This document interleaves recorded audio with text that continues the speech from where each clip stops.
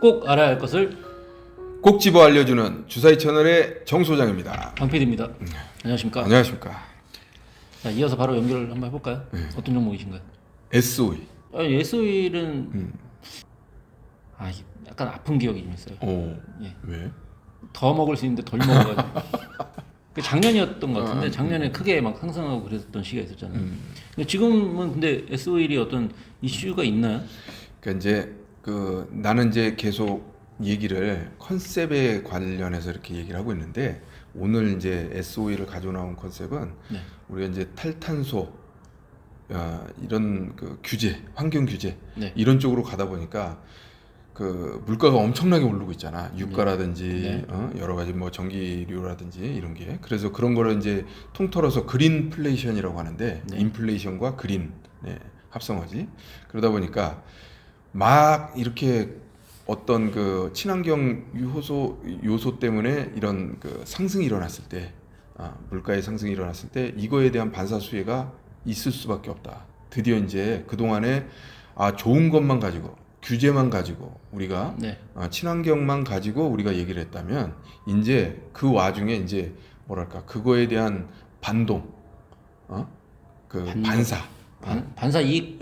이런 부분들이 수혜를 받는 이 구기업, 굴뚝기업 이런 부분들이 이제 나타났다. 이 얘기를 하고 싶은 건데, 자 그래서 어떻게 보면 장기적으로는 중요한 게 불투명하잖아. 정유업이나 철강업이나. 그러니까 네. 이 부분에 대해서 지금 방금 전에 수혜를 받는다고 얘기를 했지만 이 부분은 그 위험이라는 그러니까 우리가 불과 1년 전만 하더라도 자초자산이라고 얘기를 했단 말이지.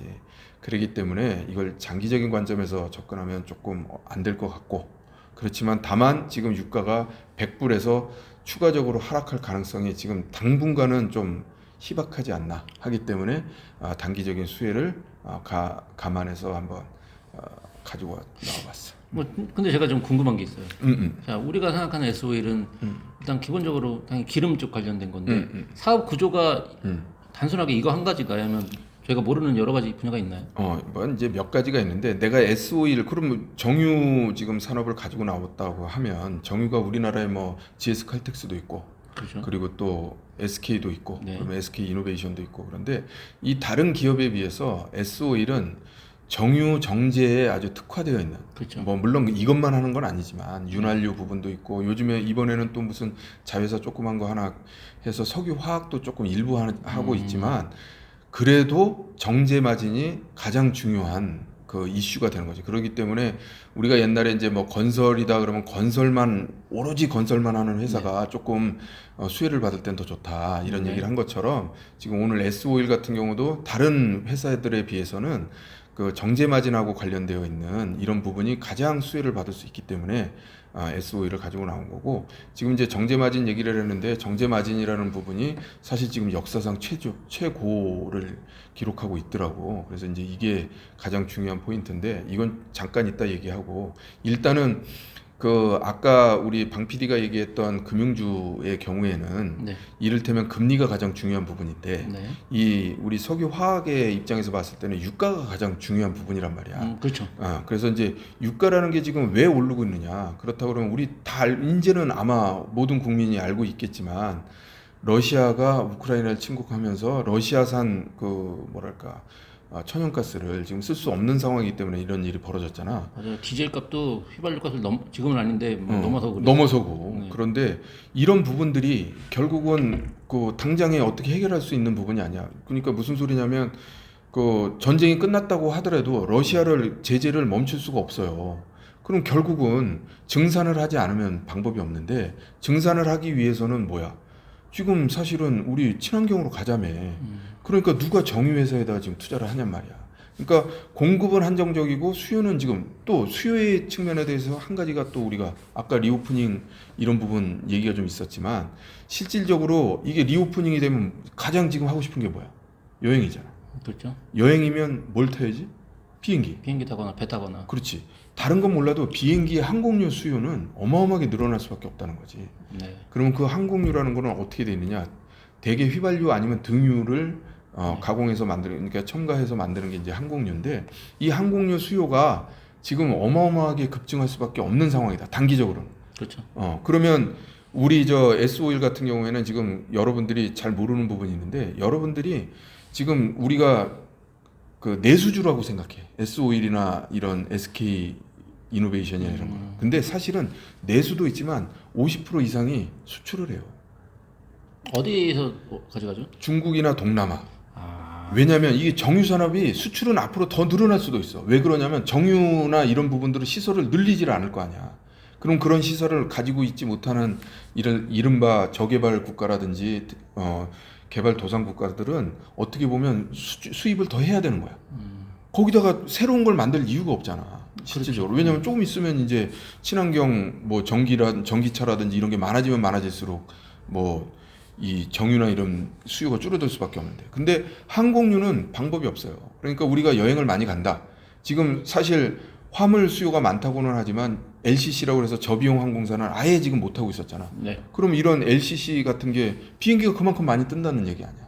그럼 항공유 수요는 늘어날 수밖에 없고, 그리고 공급은 추가적으로 뭔가를 할 수밖에 없으니 이 쇼티지, 그야말로 공급 부족 사태가 벌어질 수밖에 없다는 거지. 그렇기 때문에 지금 S-오일은 상당히 그 뭐랄까 추가적인 어떤 그런 그 수혜, 모멘텀 이런 부분들을 충분히 받을 수 있는 그런 구조다. 이렇게 얘기할 수가 있어. 근데 이것도 아까 얘기랑 좀 비슷한데 시장의 관심이 만약에 여행 쪽으로 쏠린다면 당연히 여행주라든지 항공주 쪽으로 쏠릴 거잖아요. 그럼 이거는 한참 뒤에나 반응이 올까요?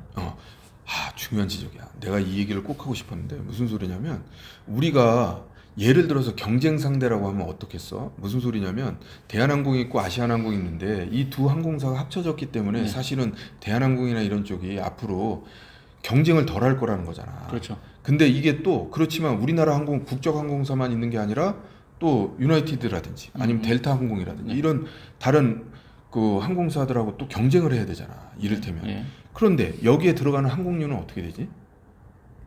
경쟁을 하든가 말든가. 항공유는 계속 넣어야 되잖아. 그렇죠. 그러니까 핵심이 거기야. 그러니까 이게 어떻게 보면 인프라라는 게 그래서 무서운 건데, 인프라를 한 번을 깔아놓으면 다른 데서 어디 석유를 딴 데서 해올 수가 없잖아. 그러나 LCC, 우리가 흔히 얘기하는 그 LCC라는 건 저가 항공사를 얘기를 하는데, 저가 항공사 어떻게 할 거야?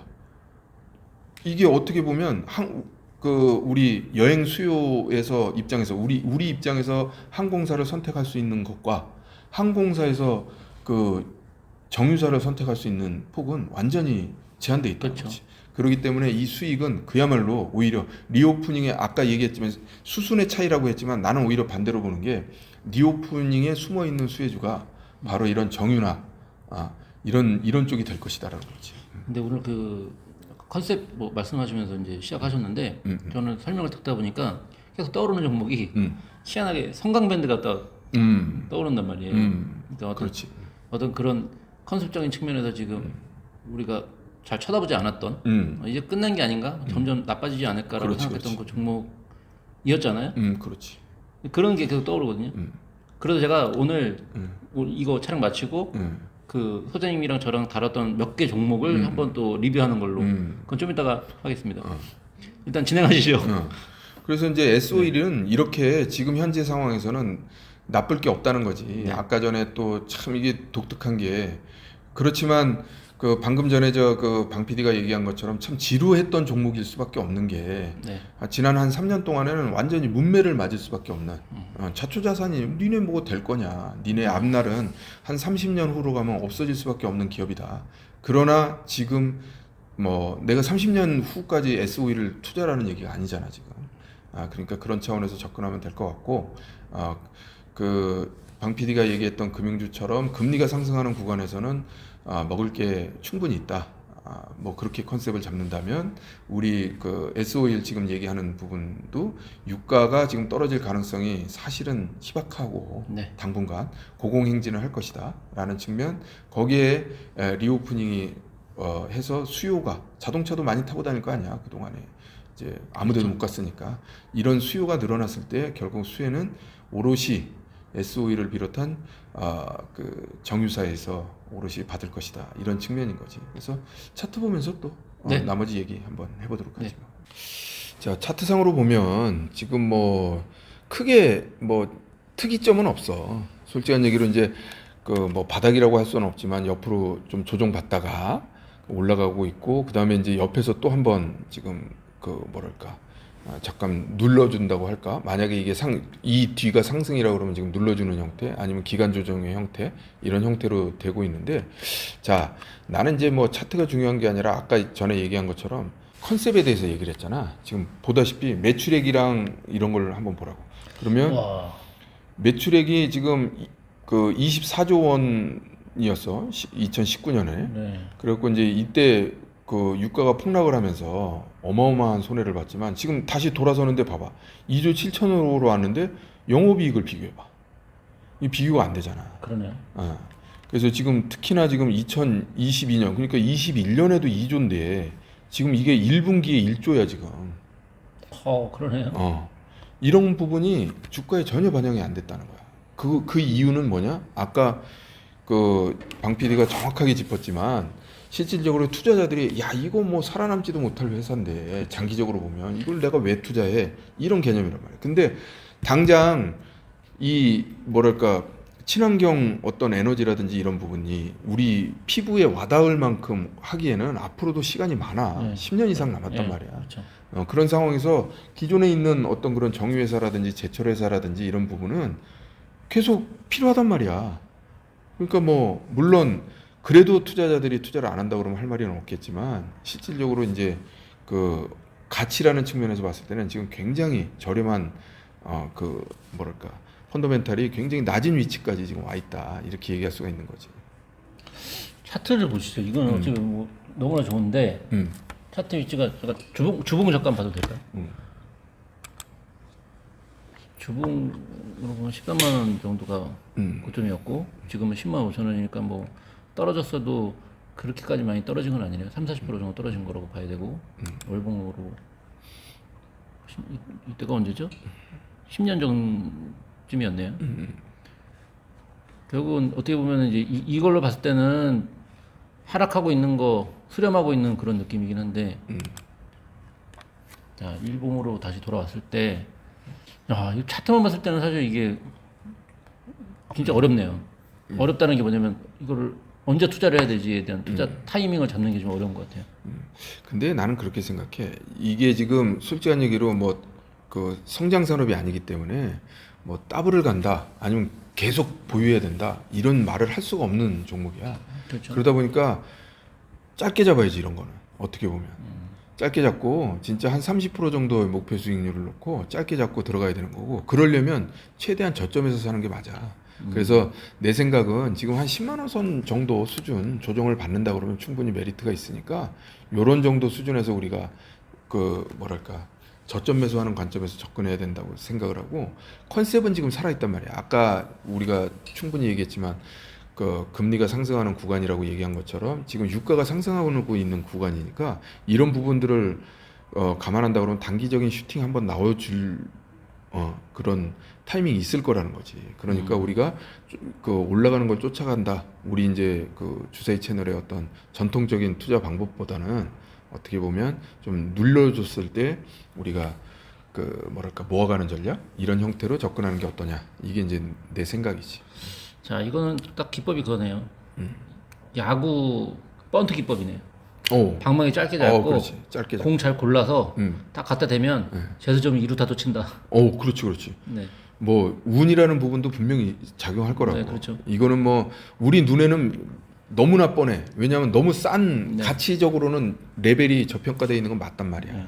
홈런식 종목은 아니고. 그렇지, 홈런은 아니야. 홈런식 종목은 아니니까 방망이 짧게 잡고 공 잘 골라서 공을 고른다는 얘기는 이제 잘 눌렸을 때 적정 가격이 왔을 때 10만 원이라든지 뭐 10만 원 살짝 무너지거나 뭐 이 정도 선에서 살짝 툭 갖다 대면 이거 한 이 정도 10% 정도 올라가거나 제도점유까지 올라가거나 30%까지도 볼 수 있을 것 같아. 30%까지도 흐름이 나오면. 네. 그 지금 뭐 굳이 이제 마지막으로 한번 얘기를 하자면 이 외국인들이 지금 들어오고 있거든요. 올라가는 거를 외국인들이 올렸어. 그래서 외국인들이 올렸는데 이 부분은 내가 봤을 때는 외국인 투자자들이 아무래도 그 장기적인 뭐 시각이라든지 그리고 또 뭐 그 세계 정세라든지 이런 부분에 대해서는 정확한 어떤 우리보다는 좀 더 많은 정보를 가지고 있고 이렇다고 보기 때문에 그런 측면에서 봤을 때는 이제 충분히 나름대로의 그 어떤 우리가 나쁘게 볼 필요는 없지 않냐라는 측면에서의 근거가 될 수 있는 거지. 자, 그럼 외국인 따라잡기 형태 정리를 하면 그럴 수도 있지. 용병수를 쓴 거네. 그러니까 이를테면 여기에 평균 가격보다 여기 지금 한 이때부터 했으니까 3월 25일이면 3월 25일 단가가 여기잖아. 그럼 예를 들어서 10만 원이면 얘네들 평균 단가 정도 수준이니까 뭐 그런 외국인 따라잡기라는 개념으로 들어간다 그러면 그렇죠. 그럴 수도 있지. 외국인 이걸 보면 이제 외국인의 평균 단가를 계산하고 그 정도 선에 왔을 때는 더 이상 내려가지 않을 거라고 보고 그때 매수를 하고 다시 또 올라갔을 때 뭐 매도하는 거는 뭐 시세를 보면서 그렇지. 하면 되는 거니까. 네. 그런 정도 수준. 네. 아주 좋은 방법인 것 같습니다. 차트를 보면서 설명을 해주셨잖아요. 설명을 들으면서 제가 많은 생각을 했는데 역시 종목별로 특성을 잘 파악해야 되고 내가 어떻게 전략을 포지션 어떻게 잡고 어떻게 투자 전략을 삼을지에 대해서 미리미리 준비해놔야 된다. 그리고 어떤 종목을 투자하더라도 내가 그거에 맞게 어떻게 보면 레시피죠. 그 종목에 맞는 레시피에 맞게 잘 투자를 해야 된다. 그러니까 예를 들어서 나는 뭐 장기 투자자야라고 해서 무조건 고수할 것이 아니라 이 종목은 장기 투자야, 이 종목은 단타야, 뭐 수익 매매야, 아니면은 뭐 눌림목 매매 이런 것들을 그러니까 공부를 많이 해야 될 것 같아요. 그러니까 다양한 구사를 할 수 있는, 다양한 전략을 구사할 수 있는 공부를 많이 해야 되고 충분한 훈련도 필요하고 이게 주식 투자는 사실 마인드가 제일 중요한 거기 그렇지. 때문에 네. 그게 뭐 70% 정도 되는 것 같아요. 그렇게 적나요? 그렇지. 미안해. 70%는 너무 적은데 제가 생각할 때는. 그래 공부도 중요하지만 진짜 네. 이 마인드셋이 제대로 안 갖춰져 있으면 큰일 나지. 네, 맞습니다. 그런 의미에서 이제 오늘 또 하나 새로운 그 방법을 알려주면서 스킬이 하나 또 는 것 같습니다. 아이 또 왜 그러세요? 진짜 는 것 같습니다. 그 생각이 들었고 방법을 짧게 잡고 번트 잘 되면 수익 낼 수 있으니 지켜보자. 네, 아무래도 이제 말씀하신 대로 그런 여러 가지 작용해야 될 부분들이 많이 있으니까 SO를 한번 지켜보는 걸로. 네, 저희가 그 사실은 오랜만에 왔잖아요. 원래 이제 한 종목 하고 끝나는데 오늘은 그 저희가 최근에 다뤘던 종목 중에서 조금 이제 상승을 하거나 했거나 할 것 같은 그 종목 한 4개 종목 추려봤거든요. 그거 좀 차트나 이런 거 보면서 다루는 시간을 좀 갖겠습니다. 다음 시간에 뵙겠습니다. 수고하셨습니다. 감사합니다. 저희 주사위 채널은 종목 추천이 아닌 정보 제공을 목적으로 합니다. 해당 종목의 투자로 인한 책임은 투자자 본인에게 있습니다. 방송 중에 다루는 내용은 증권사, 경제연구소, 시장조사기관, 사업보고서 등의 자료를 참고하여 제작되었습니다.